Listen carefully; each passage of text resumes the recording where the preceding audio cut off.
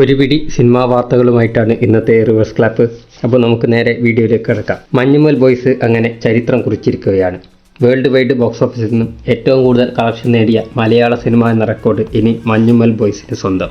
2018 എന്ന സിനിമയുടെ 175 കോടി എന്ന ബോക്സ് ഓഫീസ് റെക്കോർഡാണ് മഞ്ഞുമൽ ബോയ്സ് തിരുത്തി കുറിച്ചത്.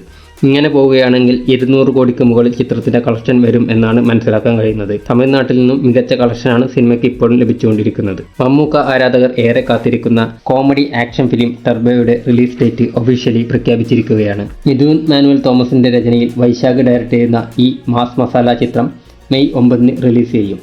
മമ്മൂട്ടി ആരാധകർക്ക് ഒരു ട്രീറ്റ് തന്നെയായിരിക്കും സിനിമ എന്നാണ് വിലയിരുത്തപ്പെടുന്നത്. LCയുമായി ബന്ധപ്പെട്ട് ഒരു പുതിയ അപ്ഡേറ്റ് കൂടി വന്നിട്ടുണ്ട്. LCയുവിൻ്റെ തുടക്കം കാണിക്കുന്ന ഷോർട്ട് ഫിലിമിൻ്റെ ഷൂട്ടിംഗ് നടന്നുകൊണ്ടിരിക്കുകയാണ്.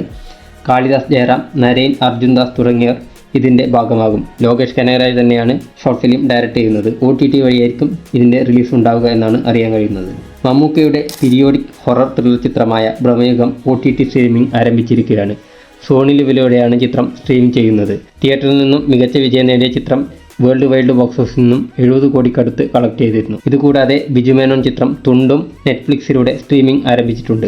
തിയേറ്ററിൽ ചിത്രം വലിയ പരാജയമായിരുന്നു. കൂടാതെ തമിഴിൽ നിന്നൊരു ചിത്രം കൂടി ഇപ്പോൾ സ്ട്രീമിംഗ് ആരംഭിച്ചിട്ടുണ്ട്. അരുൺ വിജയുടെ മിഷൻ എന്ന ചിത്രമാണ് സ്ട്രീമിംഗ് ആരംഭിച്ചിട്ടുള്ളത്. നെറ്റ്ഫ്ലിക്സിലൂടെയാണ് സ്ട്രീം ചെയ്യുന്നത്. ചിത്രം തിയേറ്ററിൽ അത്യാവശ്യം കളക്ട് ചെയ്തതാണ്.